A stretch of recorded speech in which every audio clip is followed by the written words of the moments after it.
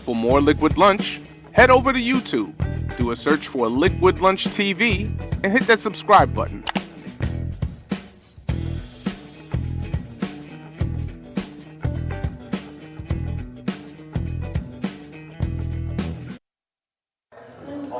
You're watching Liquid Lunch on NEWSMAX TV. I'm Frank Morano, sitting in for John TABACCO. The big national political news of the day is that it appears Mike Bloomberg is jumping into the Democratic race for president by filing in the Alabama primary. Mike Bloomberg's career began right here in New York City 18 years ago when he ran for mayor and just barely eked out a win over a gentleman named Mark Green. Let me take you back in time to a debate that took place between Mike Bloomberg and Mark Green. Have a look. And will you promise right now to stop this politics of personal destruction that you seem to do every time you get close in an election? This is a man who said 2 weeks ago he wouldn't raise these issues because it's racially divisive. So what's despicable is the hypocrisy you just heard. This is a man who runs 6 to 7 negative ads, which I haven't whined about. Now he's whining. Well, hypocrisy and all, Bloomberg got elected, barely. He was helped by a number of things, including the endorsement of a fellow named Rudy Giuliani, former New York City public advocate, former New York City Consumer Affairs Commissioner, published author and attorney Mark Green joins us now.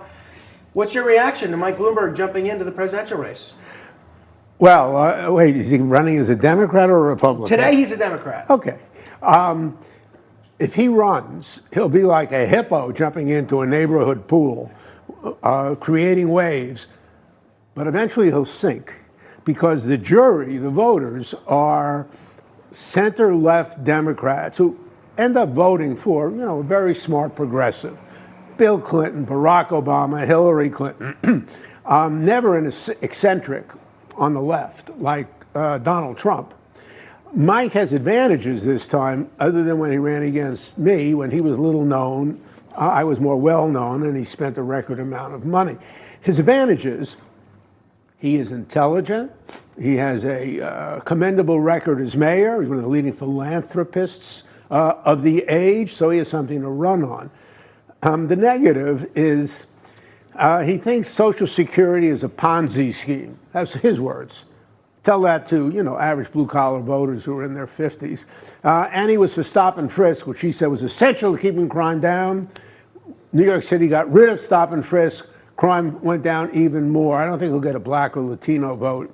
So it'll be interesting when he runs, but I can't see him ultimately being successful when the jury of voters are, by definition, only Democrats. So we have the situation in the Democratic primary. Well, let's assume that you're right, that his views and things that he said over the years are going to make him anathema to the progressive wing of the party that tends to come out in primaries.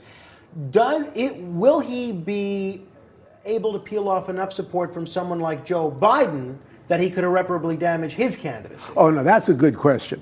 I think when the Democratic field looked at the fact that he now might run, the people having bad days in order were Joe Biden, billionaire, mini billionaire, Tom Steyer, and maybe Donald Trump. That is, Biden has shaped his candidacy as an anti-liberal, centrist, good old boy, and he's getting 25%.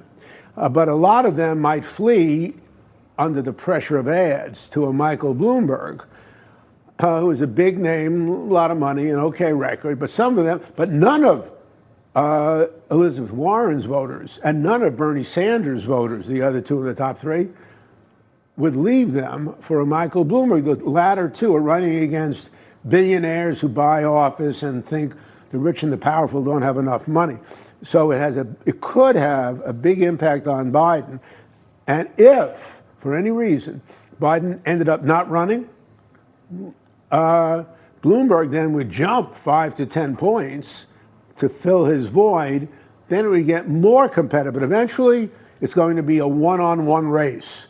And I don't see Mike Bloomberg winning among Democrats. All right. Well, when we come back, I'm going to ask Mark Green to stick around. He's a former New York City public advocate, former Consumer Affairs Commissioner, published author, a Ralph Nader protege, former candidate for U.S. Senate and Congress.